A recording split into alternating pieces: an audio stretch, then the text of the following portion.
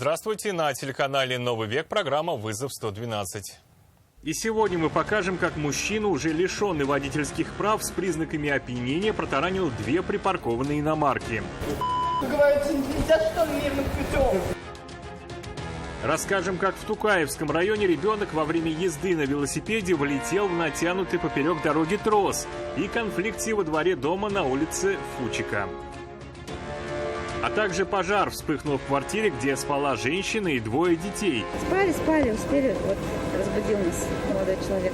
Все это прямо сейчас.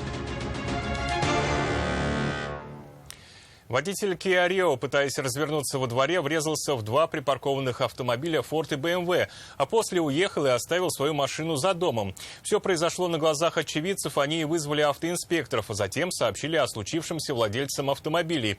Повреждения они получили незначительные, владелец внедорожника вообще заявил, что претензий у него нет. Но возмутил очевидцев не сам факт аварии, а то, что мужчина сел за руль в состоянии алкогольного опьянения. Причем водительских прав он уже лишен. Что, говорится, нельзя, что ли, мирным путем? Женщина не понимала принципиальности очевидцев. Повреждения машин незначительные. Почему не подождать, пока ее муж не протрезвеет, чтобы уладить вопросы со страховкой? Я говорю, давай мирным путем договоримся, когда трезвый станет, поговорим спокойно, решим вопрос. Гаишники, ладно, решат. А мирным путем. Он говорит, не хочешь же. Жители этого дома на проспекте Камалеева рассказывают, двор у них тихий, поэтому крики, доносящиеся с улицы, привлекли внимание многих. Увидели, что поперек дороги стоит Kia Rio, перегородив проезд для всех остальных автомобилей. Женщина не отрицает, приехали из деревни, за рулем была она. Припарковаться таким образом пришлось чуть ли не вынужденно. Ребенок у меня после деревни спать хотел. Очень ужасно. Одна машина приехала, орать начала, не знаю как. Сюда поставили машину, и одна машина говорит, мы выехать не можем. Он говорит, давай, и ребенок плакать начал, что мы здесь конфликт устроили. Она говорит, плакать начала. Муж говорит, иди домой, зайди. Вещи возьми такие детские, которые... Я пошла с ней домой, смотрю, здесь домофон не работает. Одна бабушка открыла, и я пошла домой.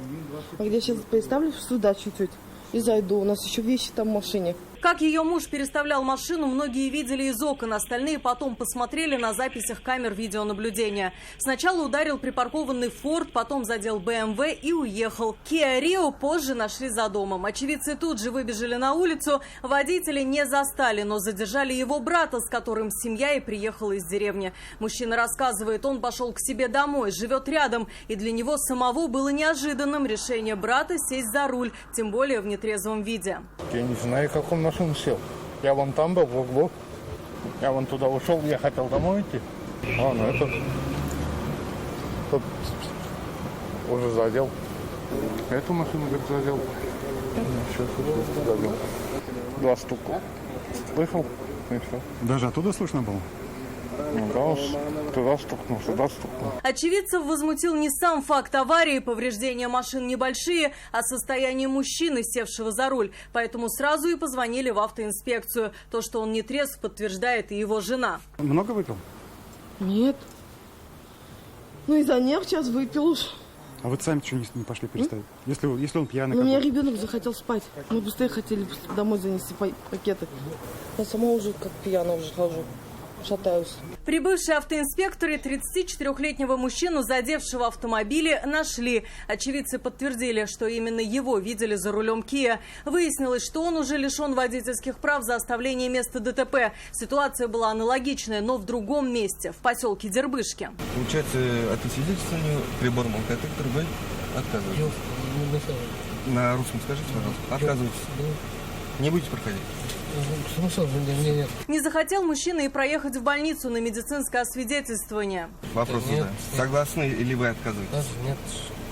Еще раз? Нет. А? Нет. Не поедете? Ну, что ехать?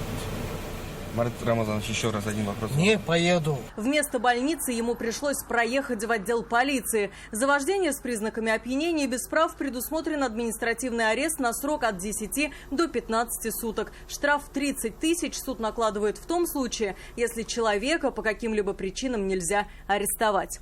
Алия Хайрудинова, Анвар Шарифуллин, вызов 112. 32-летний водитель мотоцикла «Хонда» получил травмы, не справившись с управлением на Кировской дамбе. Он ехал со стороны улицы Несмелого. Не доезжая до железнодорожного вокзала, мужчина рухнул на асфальт. Его друзья приехали быстро, им он и рассказал, что его буквально выбросило из седла. Скорость, говорят, была разрешенной, на таких мотоциклах ездят спокойно. Считают, двигался бы быстрее, то ничего подобного не произошло. А причину видят в свежеуложенном асфальте, вернее в том, как его положили. Перестроение, подскользнулся, следи походу. Вот резина черная, пластмасса. Рассказ 32-летнего байкера до его госпитализации, умноженный на собственный опыт, позволил его товарищам понять, как он потерял контроль над мотоциклом. Там подножка кривая, он подножку ударился об землю и выкинул с седла его. За несколько мгновений до этого, рассказывают товарищи байкера, он стал перестраиваться в крайний левый ряд. В этом месте можно двигаться по трамвайным путям. Они и стали той ловушкой, в которую попал мотоциклист. Скорость, говорят, была небольшая, поэтому переднее колесо смогло переехать через рельсу, а заднее – нет. Вины в произошедшем своего товарища молодые люди не видят. Нельзя спрогнозировать, где рельсы вровень с асфальтом, а где выступают на несколько сантиметров. То нету этой перебоины рельс, они вровень. Ремонт дорог. И вот он ехал, и вот так боком зацепило. Тут получается механика такая, ты переднее колесо переезжаешь, а заднее колесо едет параллельно. Получается, его заворачивает вот так вот, потом он цепляет асфальт, тебя просто вот так выкидывает. Мотоциклисту сразу же вызвали скорую помощь. Прибывшие на место медики осмотрели молодого человека и приняли решение доставить его в больницу. После тщательного обследования его отпустили на амбулаторное лечение. Его друзья рассказывают, за рулем мотоцикла он всю сознательную жизнь, но на дороге случается всякое. И на старуху бывает косяк. Рания Абдрахманова, Анвар Шарифуллин. Вызов 112. Прокуратура Тукаевского района организовала проверку по факту травмирования ребенка в селе Старые Гордали. В социальных сетях появилась информация о том, что один из переулков в населенном пункте незаконно перекрыли металлическим тросом. Мальчик с плохим зрением, спускаясь с горы на велосипеде, не заметил препятствий и порезал себе шею. Проверочные мероприятия поручено провести районному отделу полиции. Надзорное ведомство даст оценку произошедшему и примет процессуальное решение. Женщины и двое несовершеннолетних чудом успели выскочить из горящей квартиры в одном из домов на улице Сулеймановой в Казани. Огонь вспыхнул поздним вечером, все уже спали. Пожар возник именно в спальне. Что загорелось и почему, хозяйка вспыхнувшей квартиры рассказать не смогла. Открыв глаза, она увидела пламя, самой потушить огонь не получилось. Едва успели одеться и выскочили на улицу. Борьбой со стихией занялись профессионалы. А ладно, все нормально, все живые, слава богу. Она рада, что никто не пострадал, понимает, чем могло все обернуться, поэтому материальный ущерб тут уже кажется мелочью. Спали, успели. Вот разбудил нас молодой человек. Ребенок? Да. Что именно загорелось, не понимает. Надеется, это потом выяснят пожарные дознаватели. Тогда рассмотреть источник огня было сложно. Квартира была уже вся в дыму, сквозь который мерцали языки пламени. Огонь был. А где? В спальне. А сами тушить не пытались? Попыталась, но я увидела, что это капля в море. Быстро оделись, по пути на улицу предупредила соседей, чтобы выходили на свежий воздух. Пожарных вызвала сразу же, что происходит в квартире, не представляет. Минут через 10-15, наверное, приехали. Я думаю, за это время много что могло измениться. Когда я выходила, огонь не был не сильный, но дым был сильный. С открытым огнем пожарные справились быстро. Площадь возгорания составила около 1 квадратного метра. Но пострадала не только квартира, где был эпицентр пожара. Весь подъезд пропитался гарью и был залит водой. Рамиль Шайдулин, Анвар Шарифуллин, вызов 112.